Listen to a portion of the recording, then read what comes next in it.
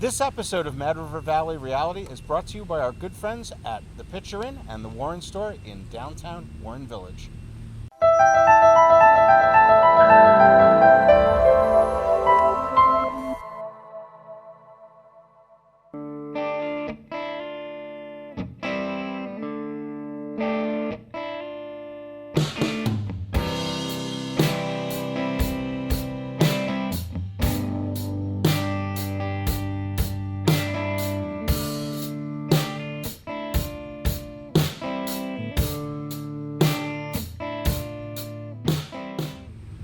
Hi, I'm Eric Friedman. I'm the Executive Director of the Mad River Valley Chamber of Commerce, and we're here today talking with Annemarie Furey of Product Think Tank. Welcome, Annemarie. How are you doing today? Good morning, Eric. I'm doing well, thank you. Excellent. Well, I want to talk a little bit today about your mask production project that you've been working on in the community and all the people that have been helping out with that. But before we do, I'd like to find out a little bit of information about you and how you got into the whole clothing business. So tell us a little bit about yourself. Well, good morning. It is August, and August, ironically, is a time that harkens back to my childhood when August meant sewing as a 4-H'er for the local county fair. Mm-hmm. My heart does go out to all the 4-H'ers who aren't getting to participate this year, but that was my introduction to the apparel industry. As an active 4-H'er, I went through the ranks. I was sewing and tailoring in my teenage years. I represented New York State at the national level for clothing and textiles. And then I went to the Rhode Island School of Design. And at RISD, you do an internship. And I wound up interning with Mast Industries, which was the production house of the Limited. And I was working on the Cambridge dry goods account and limited accounts. And upon the end of that, I was still in school, and they offered me a position. So my senior year at RISD, I was driving up to Andover, Massachusetts, and doing specification sheets for the Limited before I even graduated. So I was pretty lucky. So you actually know what you're doing? Yes. Actually, I learned to sew on a sewing machine without thread. My mother would give me lined paper, and I had to go up and down the lines, and then they would draw on it. And you would do it without thread just to get the ability to, maneuver the piece of equipment. So. Well, that's amazing. And then, so from there, you were working up in Morrisville, right? Up with So. Help me out with this. Okay. So I know where you're going with this because you met me when I first came here, I think, Eric. So I went from the Limited to Boston Traders. Mm-hmm. And then I came to Vermont due to codeine and Percocet because I had blown up my ACL and MCL, and I saw that Burton Snowboards was looking for somebody. So I interviewed in Dorset, came up here, started when they opened up in Burlington, and then after a few years there, which was a rocket ship, Millie and John Merrill recruited me to be up at Turtle Fur, and that's they're amazing people. Yeah, Millie and John are awesome people. Yes, that what they've talked about, community-minded. Yeah. That was a lot of the appeal of working there. Was just how Millie and John treated the people who work there in the community, and they're still very engaged and mentoring others. I think did they work with you at Bottom Buddies? Yeah, they did. Aha, see, yeah. Yep. Eric has an apparel background. Yes, I do. We know all about this stuff. Yes. So how did you get into this whole thing with Product Think Tank? So, I was commuting from here to Morrisville for 15 years, and then it was time to move on. It was under new ownership, and I went to the Outdoor Retailer Show. I was going to be a judge for a project hour anyway, so I still went. And when people found out I was available, I had all these people asking me to do projects. So I wound up opening a consulting business. And when you act in a consulting way, it gave me a chance to really just pause instead of do. It gave me even more time to think and do. And growing up, well, I guess I've been here long enough to have grown up here. But just spending so much time here and looking at what's going on, the whole farm to table movement and the food industry, I kept saying to myself, why is there such a disconnect between the thought process used in the food industry and the thought process used in the apparel industry? And so eventually I said, I just need to do this. And I launched this as an experiment. I mean, this is a total experiment to say, I'm going to apply these principles to apparel, which is the antithesis of what most apparel companies do. When the COVID-19 pandemic got going, tell me about what was going on in the retail world and how retailers were, what you were all facing. So, as a retailer, I read a lot of periodicals that pertain to retail, and I was looking at the decisions being made by other major companies. And so a lot of retailers were actually closing before there was a mandate or a suggestion or a mandate to do so. Just because there was just a lack of traffic? No, there was just a concern of how do we shut this down, and what's the right thing to do. Right. So, yeah, so a lot of us were closing our doors because there were so many variables. Like, no one knew what was going on, and how do we help this? How do we contribute in a way that will, get us, like, if we shut down, will that get us through this so we can reopen faster? So then you started getting into making masks. So how did that happen? So that actually started because I saw the video, the Deaconess video of From the Deaconess Hospital. The Deaconess Hospital video, and I watched it, and I said, "Oh my gosh!" I said to myself, "There's got to be a way to make these better," because I had also seen a video from a surgeon who said that the metal piece across the top was critical so the masks don't slide. So the very first thing I did, believe it or not, was I went online and I sourced elastic. And that was problematic, right? No. I went in early and I got a big roll. I thought I did. And the very first thing I did was like, oh my gosh, I need elastic. So I went online and ordered in several hundred yards of elastic. And then the second call I made was to Chris Chamberlain. And I said, Chris, I think we need to start making masks. Do you want to do this with me? Who is Chris Chamberlain? So Chris Chamberlain, many know her from having worked the front desk of the Shark for years. Oh, right. Yeah. Yeah. And she has she's quite a seamstress. She's worked in bridal shops and she's highly skilled. And so I was like, Chris, are you up for this? And she's like, yep.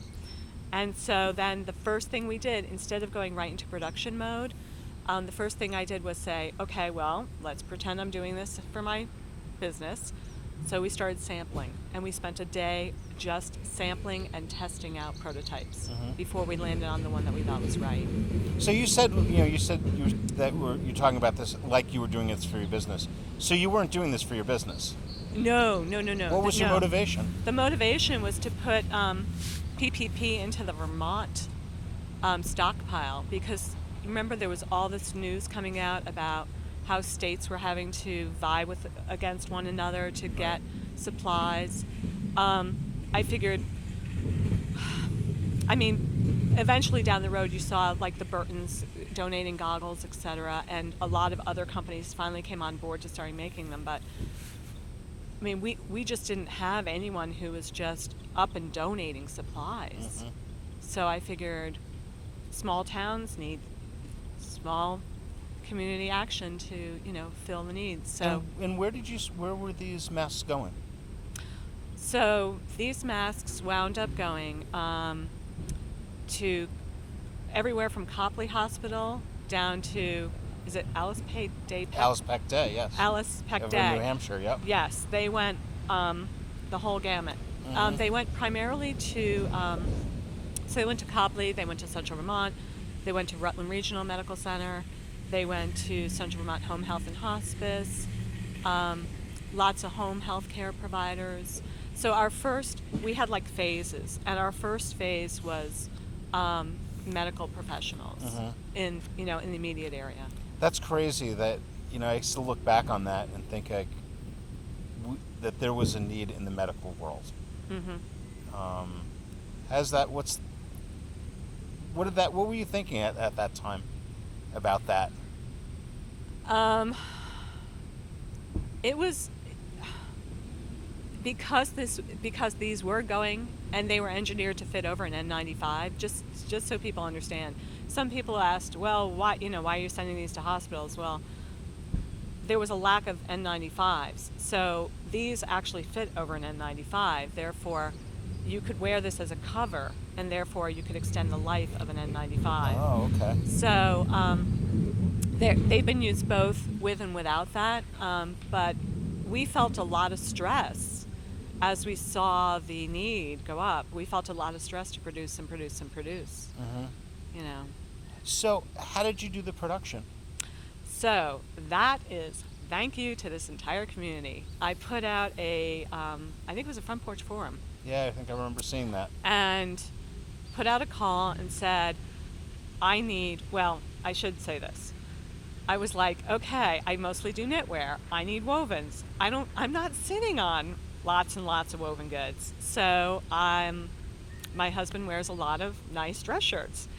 And I was looking at a dress shirt and I said, oh my gosh, tightly woven, held it up to the light. I was like, perfect. So, So now your husband has no shirts. I did manage to get one out of him. So I put out a call for men's 100% cotton dress shirts. Hmm. The number of Brooks Brothers shirts that I chopped up and made into masks is overwhelming. It's thanks to those in the community who went into their closets Hmm. and they checked it out. And then what they did was I asked for everything to be hot water washed in bleach and dried, obviously, before it came to us. So that saved us a lot of time. Hmm. And it took a long time to cut them. That was the Achilles heel of it, was the cutting. It was Hmm. brutal, and how long it took to cut them. But do you know what the final number was? The final number of masks? Uh-huh. Let's hold that thought on the number of masks because I want to talk about the production a little bit more. Sure. At some point, did you stop getting shirts from people and you start using bolts of fabric? Or are you still doing? So, for the donation project was all donated materials. Mhm. We did have some duvet covers. Some sheets came down from the Stowe area. Hmm. We had a very widespread group of people who, once they heard what we were doing, reached out and said, how can I help? Yeah. My shop turned into a factory. I know that. I mean, remember it was, seeing people looking in the window and seeing people sewing in there. yeah, So tell me about the people that volunteered their time to be sewing. sure. So the shop has a wall in it, and so I put Chris Chamberlain in the front. She had two machines there, and then for social distancing purposes, I was in the back with the cutting, the ironing, and then two other machines. So we had 4 machines going. But then we were sending projects out piecemeal, or I was driving things to people. So I was driving up to the Stowe area, or like Deborah from Roxbury. Hmm. God bless her. She did so much work for us. She and her husband. There's a woman named Sally who also came and did a lot. These are people who who churn through hundreds for us. Whether that be they cut 100 or they're all different processes, and people would come and say, how can I help? And based upon their skill set, I would then delegate something for them to do based upon how I thought they could best contribute. So how many masks did you end up making? 1,750 got donated. Wow, that's really cool. Yeah, we were trying for 800, so we really punched through that one. And what was the reaction of the folks that were on the receiving end of these? Well, I had multiple people tell me that when they gave the masks, people would actually tear up. They couldn't believe it. Like Robin, she's known for Clementine. She drove some over to Mayo in Northfield, Yep. and she said they choked up when they got them. Cool. Yeah, That makes it all worthwhile, right? totally. Cool. Yeah. So now, are you still doing volunteer production at this point? No, once we went through all the donated goods, I had so many people saying, could we please buy them from you? Because by that point in time, because we were doing the donation project for a long time. Right. And obviously with that many produced. And we kept seeing more and more companies coming on board, making them. People who had, commercial cutting, they could lay out 30 layers at a time, and produce in much higher quantities for the, for the medical field. So it was getting to the point where we were seeing the need going from medical and essential workers, because we also did, I don't know if you know, we also blanketed a lot of the businesses so they could reopen here. Yep. And then it went to the general population. I definitely at this point I need to recognize Bridget from Rain, who was making them to sell, and Freddie Graves had a group. I know she had at least Jen Hammond helping her out and her mom. And so then we joined that effort to make enough available so that, the public had access. Yep. And I figured, well, if I'm going to do them, they're going to be organic. So that was a trick. Finding organic cotton was a trick. And you are right, the elastic was the biggest challenge of the whole project. That first 300 yards I had ordered, we waited and waited and waited, and I kept getting told it was coming, and it never showed up. So there was even a picture in the paper of Chris with like piles of masks. If you look, there's no elastic on any of those. They were all just sitting waiting. And then we had so many people in this valley go into their closets and empty out what they had available. And so the first hundreds of masks that came out were thanks to the elastic donated by the people of this valley. And I promised every one of them that, it would stay local. So those actually went to like the fire department and the Mad River Valley response teams, Right. And then I will say, I have to recognize Lisa Loomis and the Valley Reporter for also helping us get the word out. She did a great job, speaking of that photo, she did a great job of getting the word out to people. So a lot of people would come and say, I saw this in the Reporter, how can I help? That's really cool. Yeah. So, and currently you're in mask production and you're selling masks? I am. And how's that going? I'm still doing it. I was kind of hoping to be done with it and to switch back into my other, my primary position, but there's still a need. Yep. And who's buying them?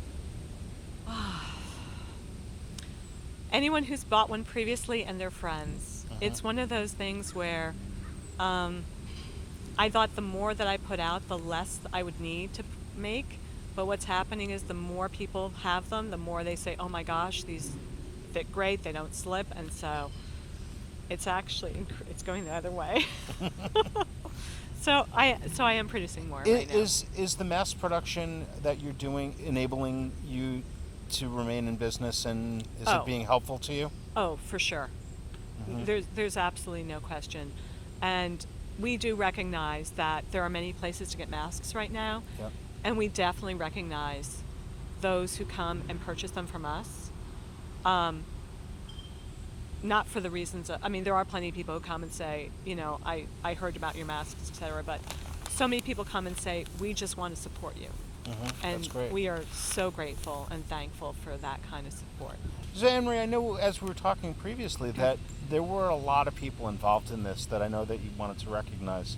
You want to tell me a little bit about who those people were? Sure.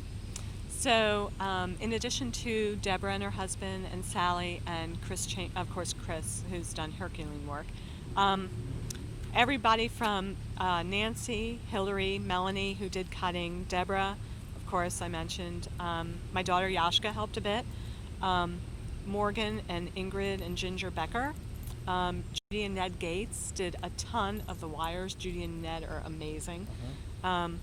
Up in Stowe, Poppy helped. Yeah. Actually, you know Poppy I Gall.